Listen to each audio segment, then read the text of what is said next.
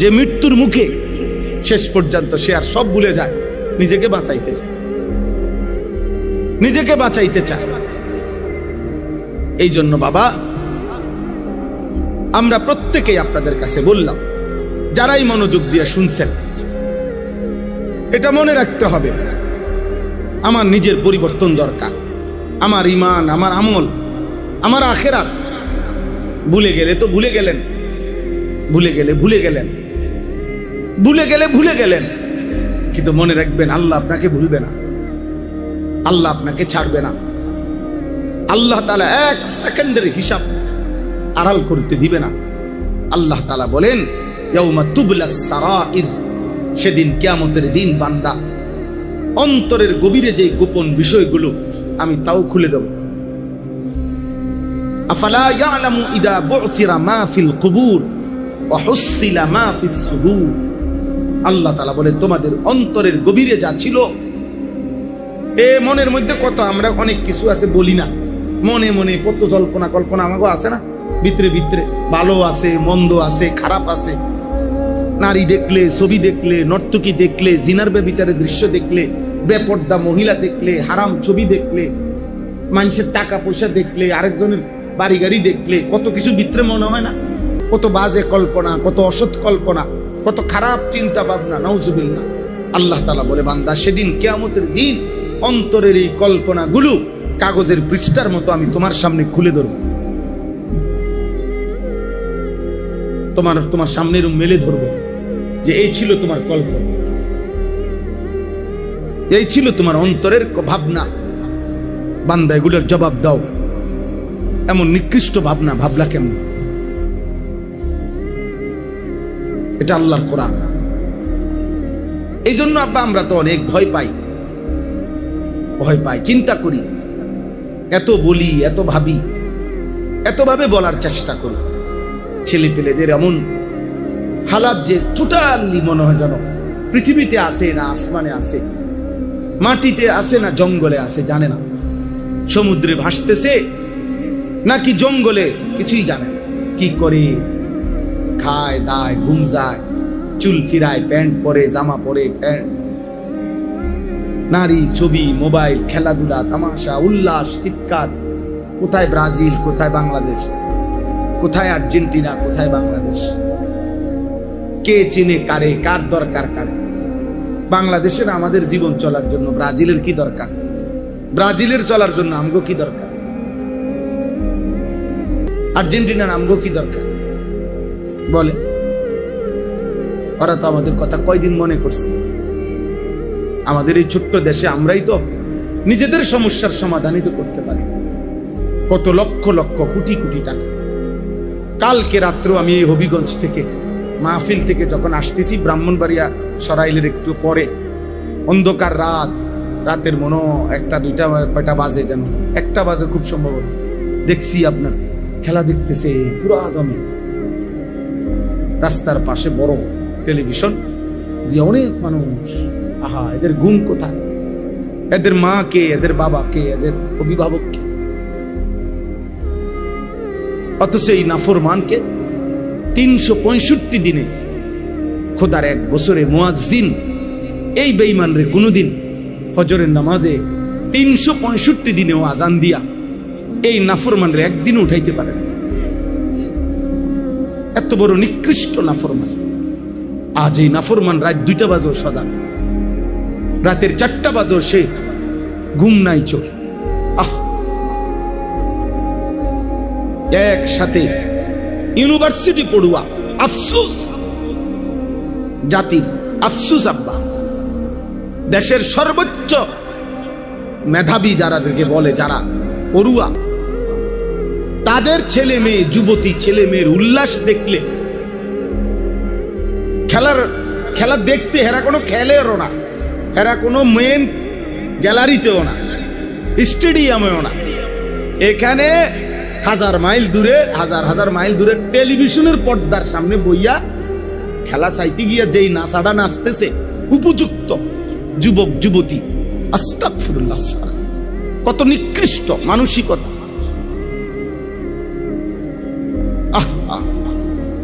মানে আত্মভোলা, আমরা এমন এক জাতি হয়ে যাচ্ছি যে জাতি অন্যের কথা অনেক ভাবি, নিজের কথা মোটেই ভাবি। আপন ভোলা, আত্মভোলা। আমার কি হবে, আমার কি হবে, আমার কি হবে। কোরআনুল কারীমের মধ্যে যখন আয়াত নাজিল হয়েছে অকুদুহান নাস ওয়াল হিজারা, জাহান্নামের আগুনের মধ্যে লাকড়ির মতো ফেলা হবে মানুষ এবং জিন, পাথর। তাফসীরের মধ্যে আছে হযরত সালমান, একজন সাহাবী সালমান ফারসি রাদিয়াল্লাহু তাআলা একটানা 3 দিন 5 ওয়াক্ত নামাজের অতিরিক্ত শুধুই কানছে আর কানছে, চোখের পানি ফেলে কানছে। এই কথাইটা বারবার বলতেছিলেন আর বলতেছিলেন, হায় জাহান্নামের লাকড়ি হবে মানুষ, আর সেটা যদি হই আমি সালমান, আমার কি হবে, আমার কি হবে, আমার। এই কথাইটা উনি 3 দিন টানা বলে কানতেছিলেন আর চোখের পানি ফেলতেছিলেন। 3 দিন পরে নবীজি তাকে ডাকছে, সাহাবাদের থেকে শুনছে যে সালমানের কান্নাই থামে না, সালমান শুধু কাঁদে আর কাঁদে। নবীজি বলছে, ওরে আমার কাছে নিয়ে আসো। নবীজির কাছে আনার পরে নবী সাল্লাল্লাহু আলাইহি সাল্লাম জিজ্ঞেস করছে, সালমান কি হলো, আজ 3 দিন নাকি তুমি কাঁদতেছো সাহাবী? হযরত সালমান বলছে, ইয়া রাসূলুল্লাহ, আল্লাহ বলছেন জাহান্নামের আগুনের লাকড়ি হবে মানুষ, আর সে যদি হই আমি, আমার কি হবে, আমার কি। এই ভয় আমার এমন ধরছে ইয়া রাসূলুল্লাহ, আমার এই ভয়ই যাচ্ছে না, আমার চোখের পানি থামতেছে না। এই তখন আল্লাহ নবী সাল্লাল্লাহু আলাইহি সাল্লাম বললেন, সালমান, আমি ওয়াদা দিলাম জান্নাত তোমার জন্য অপেক্ষা করছে। তুমি আমার কলিজার টুকরা সাহাবী সালমান, জান্নাত তোমার জন্য অপেক্ষা করছে। এজন্য শুধু ওয়াজ না ভাইয়া, শুধু ওয়াজ না, শুধু বক্তাগিরি না, বরং এ কথা ভাবানো উদ্দেশ্য তুমি আমি কি করছো ভাই। চাচা 60 বছর তো শেষ, হিসাব কি মিলাইছে? হাসিবু ক্বাবলা আন তুহাসাবু। নবী সাল্লাল্লাহু আলাইহি সাল্লাম বলছেন, সাহাবায়ে কেরাম বলছেন, আল্লাহর বান্দাগণ, ফেরেশতা তোমার হিসাব করার আগে তোমার হিসাব তুমি করো, তোমার হিসাব তুমি করো। হ্যাঁ, তুমি হিসাব করো। আল্লাহর নবী সাল্লাল্লাহু আলাইহি ওয়াসাল্লাম বারবার সাহাবীকে এই নসিহত করছে যে সাহাবী, নিজের দিকে খেয়াল করো, নিজের দিকে খেয়াল করো, নিজের দিকে খেয়াল করো। এক সাহাবী জিজ্ঞেস করছেন, ইয়া রাসূলুল্লাহ সাল্লাল্লাহু আলাইহি সাল্লাম, আমাকে একটা মজবুত কথা বলে দেন, যে কথা আমি এমন ভাবে স্মরণ করব, মানব, যে আমার আর মৃত্যু পর্যন্ত পথহারা হব না। তখন আল্লাহ নবী বলেন, কুল আমানতু বিল্লাহ সুম্মা ইসতাকিম। তুমি শুধু বলো যে আমি আল্লাহকে মেনে নিলাম, এবার এ কথার উপরে একদম টাইট করে জমে মজবুত হয়ে থাকে। ভাই, পৃথিবীর যে যাই বলে, 1 কোটি না 100 কোটি মানুষও যদি বলেন, আর আমি যদি বুঝি যে এটা আমার আল্লাহর খেলাফ, আমি নাই ভাই। আল্লাহ নবী এটা বুঝাইতে চাইছে, আর মানে তুমি কও যে আমি আল্লাহর কথা মানলাম, আমি নবীর কথা মানলাম, এবারে যদি এর বিপরীতে 800 কোটি মানুষও যুক্তি দেয়, বুদ্ধি দেয়, পরামর্শ দেয়, তোমার ধাক্কা দেয়, তুমি জাগার দ্বারা। अगर चे बुत है जमात की आस्तीनों में, मुझे है हुक्म खुदा ला इलाहा इल्लाल्लाह। এটার অর্থ হলো, ইব্রাহিম আলাইহিস সালাম বলছিলেন, ইব্রাহিম নবী, ওনার ঈমান কেমন ছিল? ইব্রাহিম আলাইহিস সালাম বলছেন, আব্বা আপনি, মা আপনি, আমার আত্মীয় স্বজন এলাকাবাসী আপনারা, নমরুদ আপনি, গোটা দেশবাসী, তোমরা সবাই, আমার এই সমস্ত মানুষ প্রত্যেকের হাতে হাতে যদি মূর্তি থাকে, আর এর মাঝখানে যদি আমারে দাঁড় করান, আমি একা ইব্রাহিম একাই বলবো লা ইলাহা ইল্লাল্লাহ, আমি আল্লাহ ছাড়া কাউরে মানি। হোক আমার আব্বা, হোক আমার মা, হোক আমার গ্রামবাসী, হোক বাদশা, হোক জনগণ, আমি মানি কারে? এইটা বুঝাইছেন ইব্রাহিম। ওয়া আতাজিলুকুম ওয়া মা তাদউনা মিন দুনিল্লাহ ওয়া আদউ রাব্বি।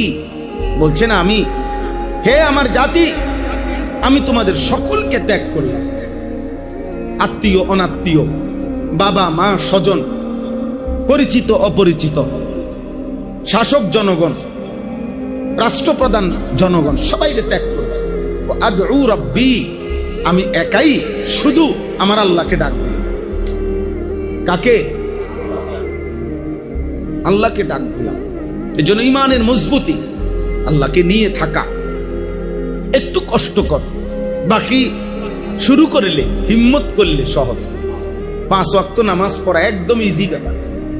আলহামদুলিল্লাহ, আল্লাহর দয়ায়, আল্লাহর দয়ায়, আল্লাহর দয়ায় আমরা বছরের পর বছর সাংসারিক সব কিছু, খানা, খাদ্য, স্ত্রী, সংসার, ছেলে মেয়ে, হাসি, আনন্দ, দালান, বিল্ডিং, উপার্জন, বন্ধু বান্ধব, আড্ডা, হাসি, সব কিছু ঠিক থাকা অবস্থাতেও 5 ওয়াক্ত নামাজ পড়তে কোনো অসুবিধা হচ্ছে না, কোনো সমস্যা নাই বেটা, এক বিন্দু কোনো অসুবিধা নাই বেটা।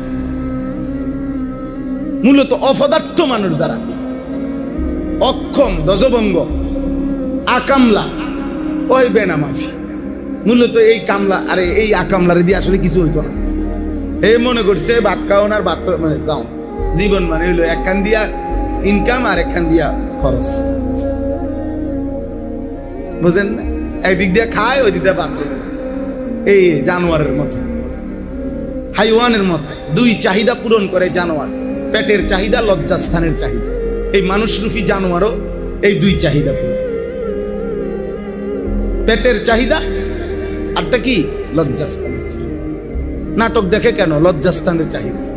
সিনেমা দেখে কেন? ওই যে বেডি নাচে, আর বেডি নাচলে লজ্জাস্থানের চাহিদা ভাল লাগে, বুঝেন? মোবাইলে নর্তকী দেখে কেন? এত কম বয়সী ছেলে পেলে 24 ঘন্টা মোবাইল দিয়ে করে কি? মহিলা দেখে, নারী দেখে, নর্তকী দেখে কেন? লজ্জাস্থানের চাহিদা। আর হইল উপার্জন, এই হারাম, সুদ, ঘুষ, কিস্তি, লোন, ওজনে কম দেওয়া, ঠকবাজি, দুর্নীতি, চুরি, ডাকাতি, চাঁদাবাজি, রাহাজানি, হ্যাঁ, জনগণের সম্পদ, রাষ্ট্রের সম্পদ, ঘরের সম্পদ, প্রতিবেশীর হক, বোনের হক, মার হক, ভাইয়ের হক, চাচার হক, কুকুর হক, সব মাইরা খায় কেন? পেটের জন্য। পেটের জন্য না? তাহলে এই দুই চাহিদা, জানোয়ারের চাহিদা, পেটের চাহিদা, লজ্জাস্থানের চাহিদা। শুধু এতটুকুই যার জীবন, তার জীবন আর জানোয়ারের জীবনে পার্থক্য নেই। মানুষের জীবন হলো আল্লাহর সাথে যার সম্পর্ক, আল্লাহর সাথে যার সম্পর্ক। আর আল্লাহর সাথে সম্পর্ক করিলে দুনিয়া কিচ্ছুই অভাব হয় না। দুনিয়া তো আল্লাহরই, দুনিয়া আল্লাহর না অন্য কারো। তো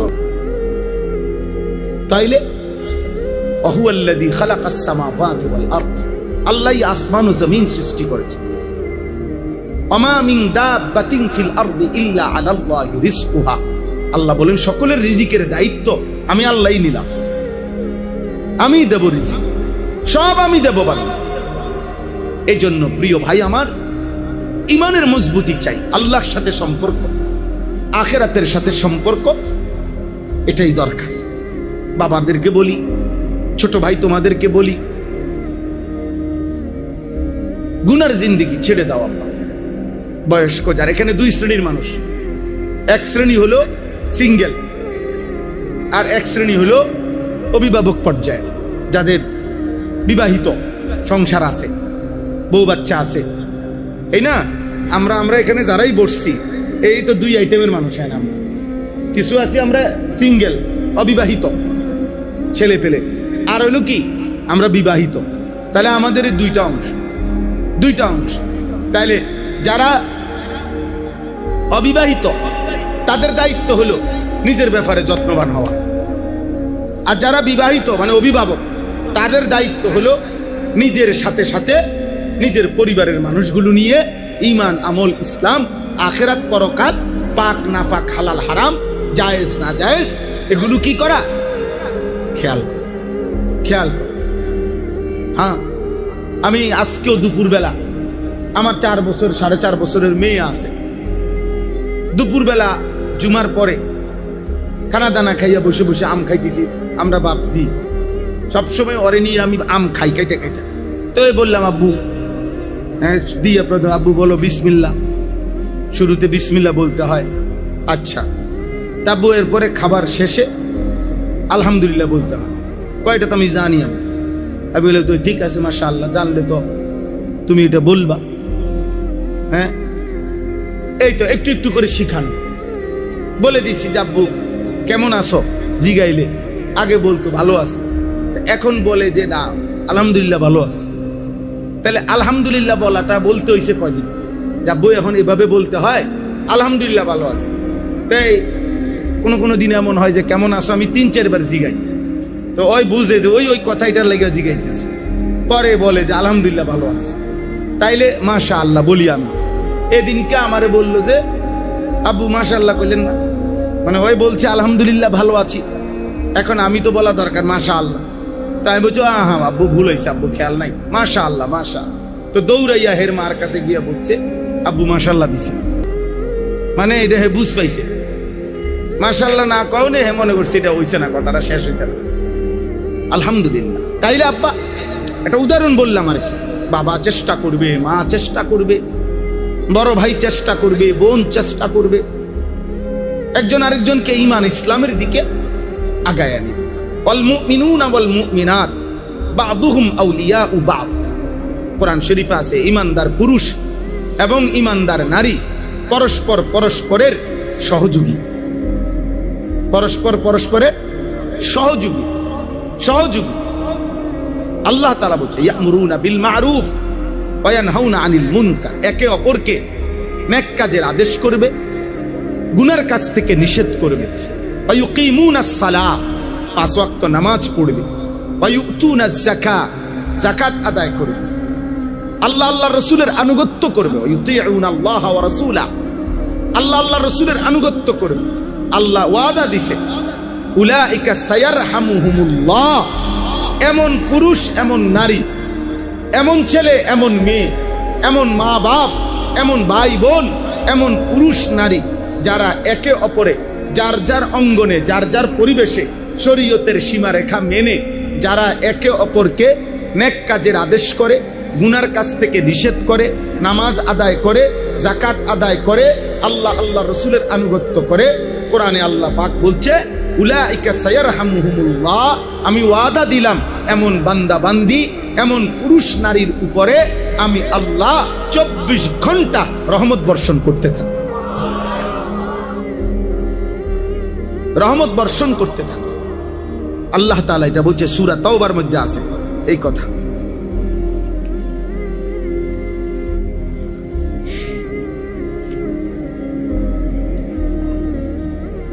এই যে